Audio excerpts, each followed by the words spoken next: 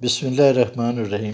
Election commission of Pakistan نے پاکستان تحریک انصاف کے 25 ممبران پنجاب اسمبلی کو ڈی سیٹ کرنے کا نوٹیفیکیشن جاری کر دیا ہے۔ الیکشن کمیشن نے 3 نوٹیفیکیشن جاری کیے، جن میں ایک جنرل نشستوں کے لیے، ایک خواتین کی مخصوص نشستوں کے لیے اور ایک نان مسلم مخصوص نشستوں کے لیے۔ پہلا جو نوٹیفیکیشن ہے، اس میں 20 ممبران اسمبلی ہیں جو مختلف اضلاع سے جنرل نشستوں پر الیکشن لڑ کے آئے تھے، لیکن بعد ازاں وہ ترین گروپ، علیم گروپ اور چینا گروپ میں شامل ہوئے اور وزارت اعلیٰ کے لیے انہوں نے اپنی پارٹی کی ہدایات کے برعکس ووٹ دیا۔ ان میں سے جو پہلی شخصیت ہے وہ ہے راجہ صغیر احمد۔ راجہ صغیر احمد کا تعلق جو ہے وہ راولپنڈی کے حلقہ PP 7 سے ہے۔ بنیادی طور پر یہ ٹرانسپورٹر ہے اور 2018 میں پہلی دفعہ یہ آزاد الیکشن لڑ کے PTI میں شامل ہو گئے۔ اس کے بعد ملک غلام رسول سنگھا صاحب ہیں، یہ میٹرک پاس ہیں، ان کے والد ان پڑھ ہیں، اللہ بخش سنگھا صاحب۔ یہ کانوں کا اور پٹرول پمپوں کا کاروبار کرتے ہیں۔ پیسہ ان کے پاس بے شمار ہے، لیکن اس کے بعد سعید اکبر نوانی، یہ بکھر کے ایک پرانے سیاسی خانوادے سے ان کا تعلق ہے اور الیکٹیبل ہے۔ یہ اپنے خاندان کی بنیاد پر ہمیشہ صوبائی اسمبلی یا نیشنل اسمبلی میں ایک سیٹ ضرور جیتتے ہیں، اور اس دفعہ انہیں چینا گروپ کا جو ہے وہ لیڈر بنایا گیا تھا۔ اس کے بعد جو شخصیت آتی ہے وہ محمد اجمل چیمہ۔ یہ فیصل آباد سے انہوں نے آزاد الیکشن لڑا، بعد ازاں PTI میں شامل ہو گئے اور اس کے بعد یہ وزیر بھی بنائے گئے۔ وزارت کے زمانے میں ان پر کاشانہ لاہور کے حوالے سے کچھ الزامات بھی لگے، لیکن ان پر کوئی خاص انکوائری نہ ہو سکی اور یہ منحرف بھی ہو گئے۔ اس کے بعد فیصل یاد جبوانہ، یہ جنگ کی سیال فیملی سے ان کا تعلق ہے اور 18 ہزاری کا تحصیل کا حلقہ جو ہے وہ ان کا ہے۔ یہ ایک مضبوط امیدوار ہیں اور بطور آزاد بھی یہ الیکشن لڑ سکتے ہیں۔ اس کے بعد ہے ماہر محمد اسلم بھروانا، یہ بھی جنگ کی سیال فیملی سے ان کا تعلق ہے، شورکوٹ تحصیل میں ان کا حلقہ آتا ہے اور یہ بھی انڈیپینڈنٹ الیکشن لڑ کے الیکشن جیت سکتے ہیں اور کسی پارٹی کا ٹکٹ بھی لے کر الیکشن جیتنے کی پوزیشن میں ہے۔ اس کے بعد جو شخصیت آتی ہے وہ ہے میاں خالد محمود، ان کا تعلق شیخوپورہ سے ہے۔ ان کی سیاسی بیک گراؤنڈ اتنی مضبوط نہیں ہے، کوئی سیاسی خانوادے سے ان کا تعلق نہیں ہے۔ یہ سیاست میں آئے، 2018 میں انہوں نے الیکشن جیتا۔ اس کے بعد ہیں عبدالعلیم خان۔ عبدالعلیم خان ایک متنازع شخصیت ہیں، یہ بہت بڑے ڈیولپر بھی ہیں، پارک ویو سٹی کے نام سے یہ ان کی سوسائٹیاں بھی ہیں۔ اب انہوں نے ایک ٹیلی ویژن چینل بھی خریدا ہے۔ 2002 میں یہ سیاست میں وارد ہوئے، مسلم لیگ کاف سے اپنی سیاست کا آغاز کیا اور اس کے بعد یہ PTI میں شامل ہو گئے اور PTI پر انہوں نے بے شمار پیسہ جو ہے وہ خرچ کیا اور یہ خان کے کافی قریب ہو گئے، لیکن بعد ازاں جب خان کو معلوم ہوا کہ یہ مجھ سے بھی آگے نکل جائیں گے تو ان کے اختلافات پیدا ہو گئے۔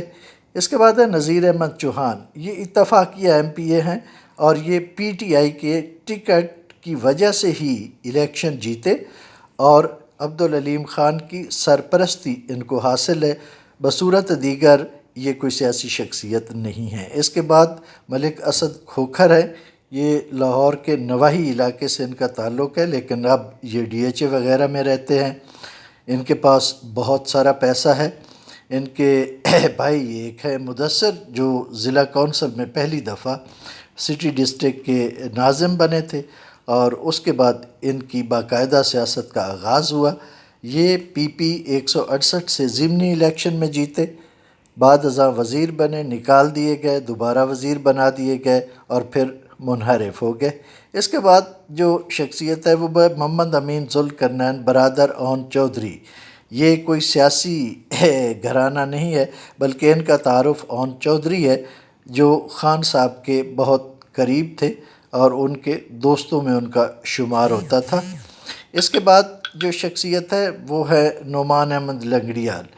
یہ ساہیوال کا ایک سیاسی گھرانہ ہے۔ اس سے پہلے ان کے والد اقبال لنگڑیال الیکشن لڑا کرتے تھے اور یہ ایک الیکٹیبل شمار ہوتے ہیں اپنے علاقے سے۔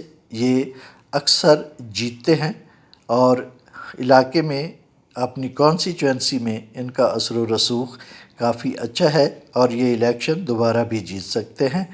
اس کے بعد یہ نوجوان ہیں محمد سلمان، یہ پی پی 217 ملتان 7 سے ان کا تعلق ہے اور یہ وہی کانسٹیچوئنسی ہے جس پر شاہ محمود قریشی جو وزیر خارجہ رہے انہوں نے صوبائی اسمبلی کا الیکشن لڑا، اور چونکہ بنیادی طور پر وہ وزیر اعلیٰ پنجاب بننا چاہتے تھے لیکن وہ اس نوجوان سے الیکشن ہار گئے۔ اس کے بعد اب دیکھنا یہ ہوگا کہ کیا حلقے کی عوام اس نوجوان کو دوبارہ جو ہے وہ ویلکم کہتے ہیں یا نہیں۔ اس کے بعد جو شخصیت ہے وہ ہے زوار حسین وڑائچ۔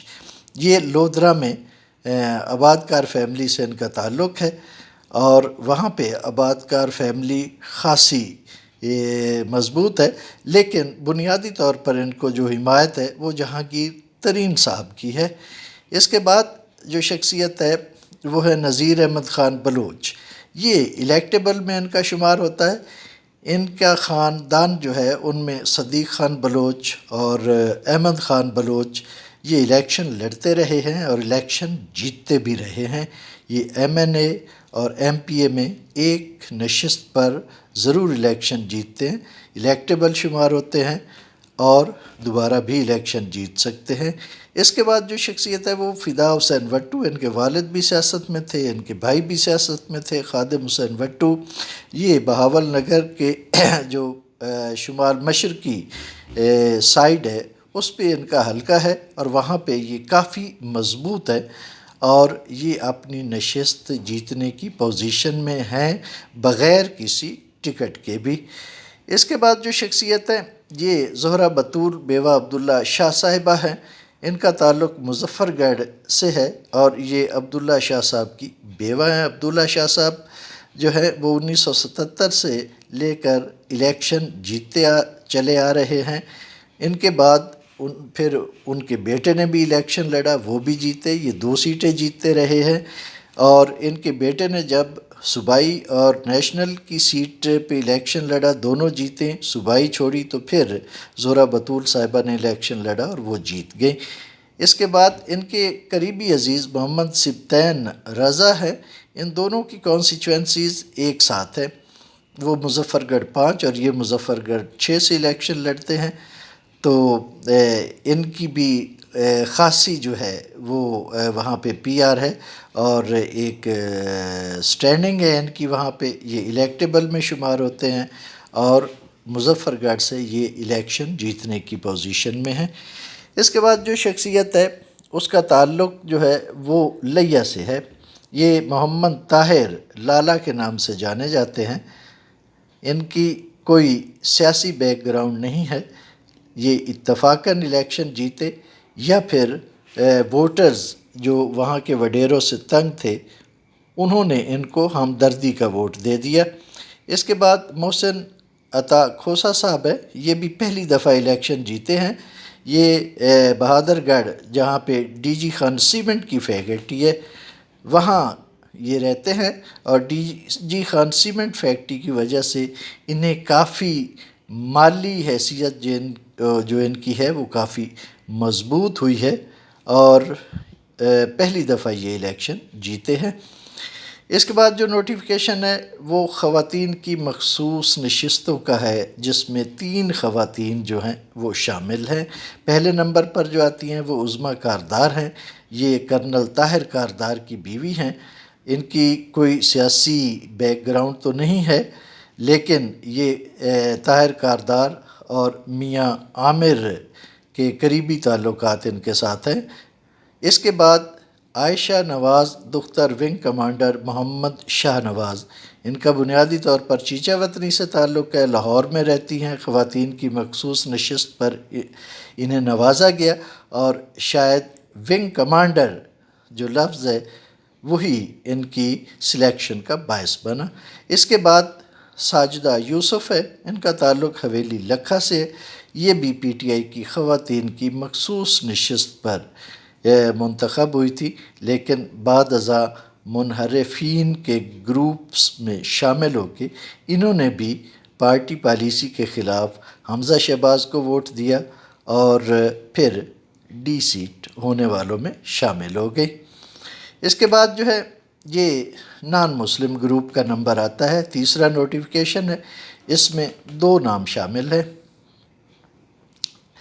یہ 2 نام جو ہیں، ان میں سے پہلا نام جو ہے وہ اعجاز مسیح کا نام ہے، اور اعجاز مسیح کا تعلق جو ہے وہ بنیادی طور پر ڈسٹرکٹ اکاڑا سے ہے، اور یہ نان مسلم کی مخصوص نشست پر پی ٹی آئی کے نامزد کردہ امیدوار تھے، اور پی ٹی آئی کی طرف سے یہ ایم پی اے منتخب ہوئے، لیکن بعد ازاں منحرفین کے گروپ میں شامل ہو کر اپنی سیٹ گنوا بیٹھے۔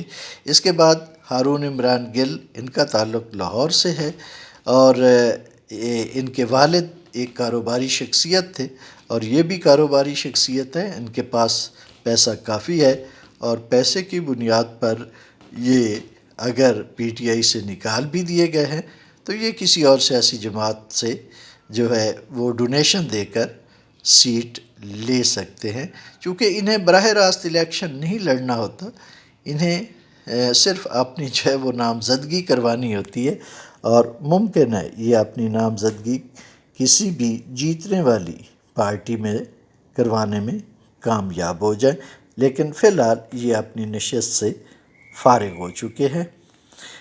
اب ان 20 نشستوں پر بائی الیکشنز ہوں گے، جن کا ذکر ہم نیکسٹ ایپیسوڈ میں کریں گے۔